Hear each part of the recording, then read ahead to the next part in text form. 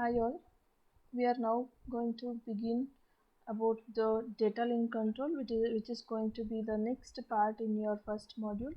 So in the very first phases or in the very first classes we have understood about the network models, that is how different layers are going to function, and we have also understood the responsibilities of each one of the layer, and as well we have looked into the different addressing modes, uh, like physical addressing, logical, port and specific addressing modes. So now we will begin with the data link control, which is going to be specifically or in detail we are going to understand how this data link layer is going to function. So let us start understanding this particular thing. So when it comes for data link layer, it has got two main functions. One is data link control and medium access control. So when it comes for your data link layer, it has to do always two tasks. What are those two tasks? One is data link control and one more is medium access control, MAC, which is medium access control. The first thing which is present here, that is data link control, it deals with the design and procedures for communications between two different nodes. Whenever I am having two nodes, so to establish the connection or communication between two nodes, between node 1 and node 2, whatever the design procedures that is required, that will be taken care by your data link control. So when it comes for the next thing, that is your medium access control, this is specifically going to deal with how we are going to share the link, how we are going to share the medium. So how we are going to share the link, or how we are capable of sharing the medium between two such kind of nodes or any other different sets of neighboring nodes that are going to be present. So we'll be starting with, or we will be first now dealing with data link control, and in the next chapter or in the next module we'll be starting with the medium access control and its respective protocols. To begin with, data link control function, it includes certain functions like framing. So framing is one of the task, and then we have the next function, which is flow and error control. Flow and error control. And then the third is software implemented protocols, certain which are already existing. We'll try to understand those software implemented protocols, or how to implement those software based protocols to help the data link layer to perform in a better way. So all these things, which are going to provide us with a reliable and smooth transmission of frames between nodes to nodes, will be discussed in this particular chapter. And then we will also look at the data link layer. It needs certain protocols, as I already told. It needs some set of rules which are to be required and implemented in the software, such that any two nodes which are involved in data exchange, or any two nodes which are involved in communication or exchange of certain information, they need to have some properties, they need to have some understanding, they need to have some set of rules to be present between both of them. So how they can have such kind of rules, and what are the things that are going to come into picture whenever we say software implemented protocols or software based protocols for data link layer, right? And moving on to the framing, which is the very first topic in your data link control, or which is the very first uh, function in your data link control, which is framing. So whenever data transmission at the physical layer is happening, we know that it is as good as we are trying to move the bits from one source to the destination node. So how these can be moved, and We also know the major responsibility of the physical layer is synchronization of the bits, so that it is going to ensure that both the sender and receiver are going to send and receive the same bit at the same instant of time, right? So but when it comes for data link clear, the data link clear, it needs to pack these bits, whatever the physical layer is capable of transmitting the bits, right? So those bits has to be packed in a proper way, which we are going to call them as frames. So those bits which are packed and which are there in the form of an information, we are going to call them as what? We are going to call them as frames, so that each frame is distinguishable from other. So whatever the number of bits that it is present, whether it is 10, 100, 200, how many ever the number of bits it is present, it has to be packed in the form of a frame. So first 10, say suppose I'm having 100 bits, first 10 bits I'm going to call it as frame number 1, second 10 bits I'm going to call it as frame number 2, likewise, right? It is unique from each other. Each individual package is different from each other. So for example, in our postal system, it actually practices this type of system of framing. The simple act of what is that we do in case of our postal system is, whatever the message that we have, whatever the letter that we have, we are going to pack it in an envelope and then post it, right? So that envelope, it is going to separate one piece of information from the other, and then the envelope serves as the delimiter, right? What is delimiter is, it is going to help us to separate or segregate the informations of different people. It is not that like say suppose there are three users are trying to transmit the information. So the first user, second user, third user, I cannot say I will pack all the three messages in a single envelope and then I will transmit it. Every one of their mails, every one of their information is totally entirely different. So in order to separate or in order to delimit, we are going to make use of the envelope covers for each one of the users, and then we will write the address and then post that particular information, right? So that envelope here is present in case of framing process itself. So what is basically framing? So framing is framing in data link layer, it is nothing but it is separation of a message. It separates the message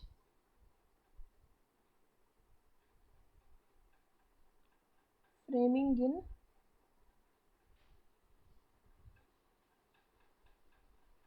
the data link layer separates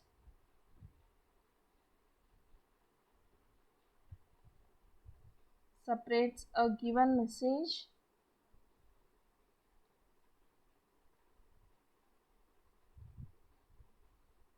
from one source to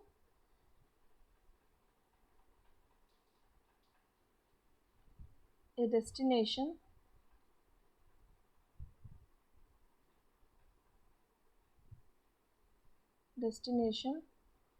or from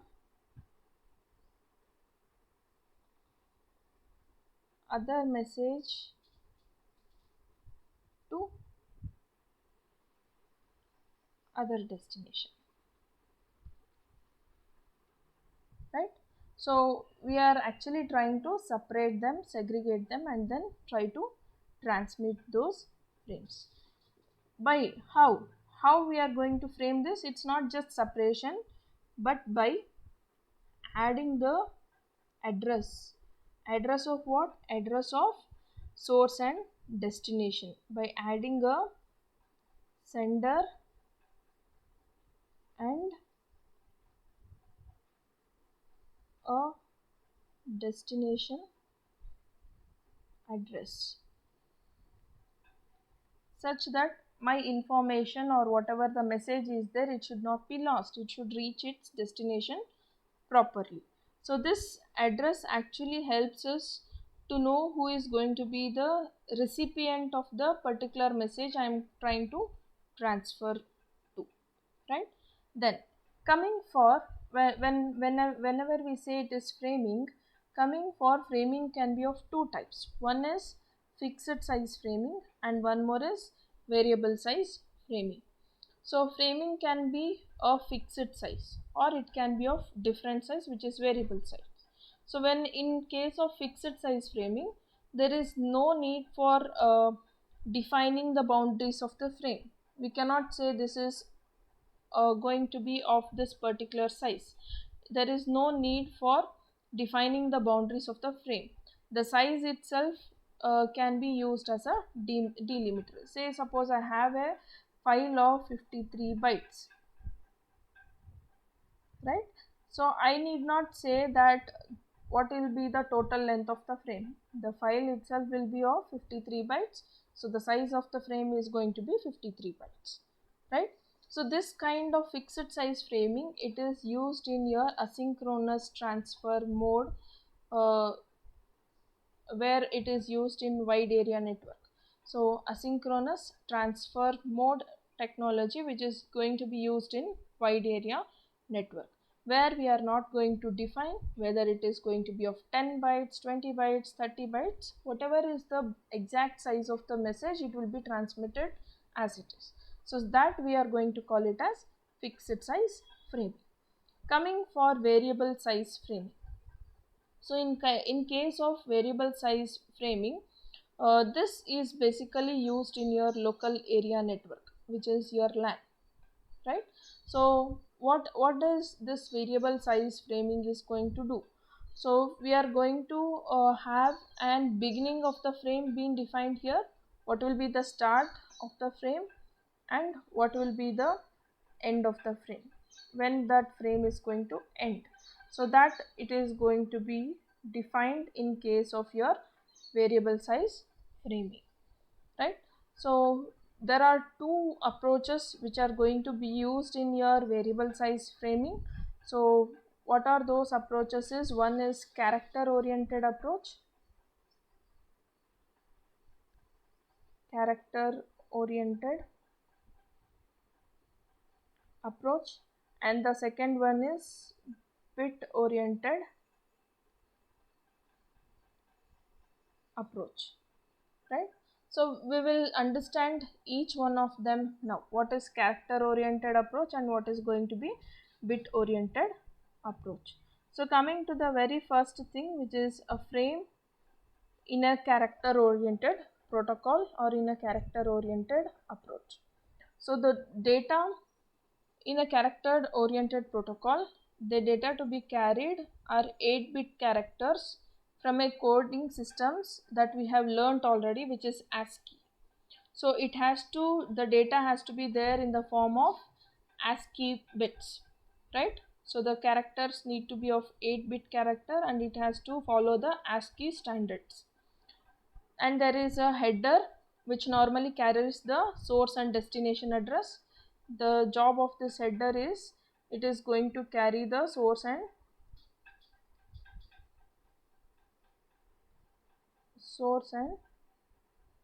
destination address.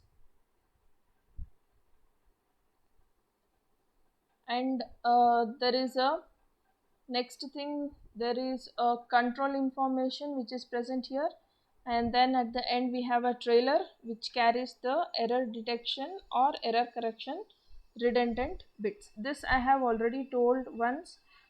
It will have a header, it will have a trailer, it is going to carry the error detection or error correction redundant bits.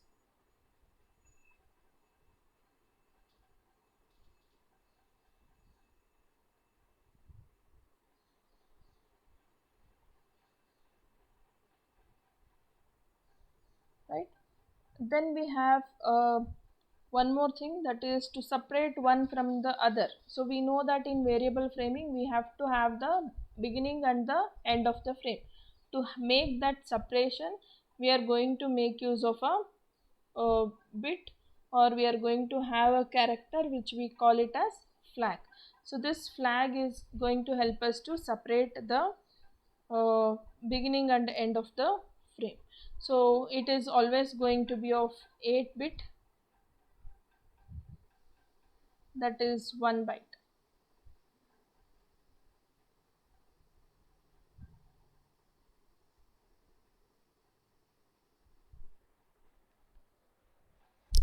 Right, so we are going to have such a kind of design to be followed, or such a kind of practical framing process which will be followed in case of a character oriented protocol. So we are going to have the data which will be received from the upper layer, and this data, whatever is present, this data will be encapsulated, or it has to be packed with a header, and then we are also going to have a trailer here. So the job of the trailer is error detection or error correction using the redundant bits, and then we are going to have a flag at the very beginning and flag at the end, which will tell us that this is going to be the start of the frame and this will be the end of the frame. So now once we know that this is how the character oriented framing is done, we should also take something into consideration. Whatever the flag that we are selecting now, to be in case of your data transmission, in case of your this particular character oriented protocol, this flag could be selected to be any character which is not going to be used for text communication, right? So it has to be that characters which will be not used in this particular data frame, right? Or the it should be not the same as that of the original message. It needs to be of different type. Now however, whenever we send other types of information such as graphs, audio and video informations in this particular data frame, any pattern can be used for the data, or any pattern can be used for the flag. But say suppose that pattern which we are trying to use for the flag is getting repeated in the data. What will be the receiver understanding? The receiver will understand that it is going to be the end of the frame and it will not receive the further data. Correct? So in order to avoid such kind of confusion, we are having one particular solution for these kinds of character oriented protocol, which is byte stuffing strategy, right? So what is byte stuffing? So you can just see the same example, the same planes which were there earlier is repeated here again. So the very first thing is you are getting a data from the upper layer, right? So this data, it is blank in some of the areas and there is a flag which is written, and again two blank areas and escape is written and one blank is written. Now say suppose we have the flag character being represented as flag itself, it is not something different. So when at the receiver end, when it receives, when this particular data frame is received at the receiver end, as soon as it comes at the flag, it will think that it has received only this portion of the data, right? It has received and this is going to act as the end of the frame, because this will be beginning of the frame, header followed by a space and then a flag, which means that the data is still here itself and it has got flag at the end, which means only this much of the data has been received, right? But this flag is not the flag which is going to present at the end, which is going to separate and say that this is the end of the frame. What it is a part of your information. So what should we do now? So what measures need to be taken here such that it will not get confused with what is being present here and what it is going to be not present here, right? So for that purpose, what we will do, we will stuff a escape character, ESC. We are going to stuff a byte of escape characters to say that this flag is a part of the original message. It is neither your beginning of the flag or it is neither your the end of the frame. It is not the beginning of the frame and end of the frame, right? So when a receiver starts reading, first it will read flag, it will read the source and destination address, receive the data here, data escape. As soon as it reads escape, it thinks that the next bits will be, or the next characters will be the flag, so which is a part of the information, and again it will read the next part here, next part here. And now what we have here is we have a escape itself as a part of the information, right? Say there is a ABC flag DCF GHI and then escape, and then uh, some characters here XML, right? So now we have read this has been received, this has been received, this has been, but when it comes for escape, as soon as escape is present, it will quickly remove this escape part and it will receive only the XML, because at the receiver we have told that whenever there is a flag bit present, we are going to put an or insert an escape in between, stuff and escape in between. So in order to avoid that confusion, what we are going to do here, this escape is what? It is actually my original message. So I am going to stuff one more escape byte. So escape followed by my original escape will tell me that this has to be destuffed and I have to receive this bit ESC followed by your XML, right? So whenever such kind of same thing of the delimiter is existing or the stuffed character is existing, we are going to insert one escape bytes extra here in my original message. So this, there is two extra bytes which I am stuffing here, which is actually going to be your two extra bytes in the sense 8 plus 8, 8 bits plus 8 bits, which is 16 bits of characters which I am stuffing in extra, and that will be transmitted at the receiver end, transmitted to the receiver end. When it's once it is received at the receiver end, so it has to remove this escape and take only flag, remove this escape and receive this escape character. So this will be the data from the upper layer, which is same as my original message, right? So this process we are going to call it as byte stuffing process in case of character oriented protocol. Byte stuffing and unstuffing. Stuffing is going to be there at the sender end and receiving is going to be unstuffing is going to be present at the receiving end. So now when it what we have to remember here is byte stuffing is a process of adding one extra byte whenever there is a flag or escape character in the text, right? So take this for a homework now. What is the bytes that you are going to have is, you have to uh, reassemble this, or you have to send this as an assignment done for me by today evening. SIT, ESC, and then FLAG flag, which are all are the part of your original images, original files, and TMK, right? You can see there is one byte which is represented as escape. This is my original message.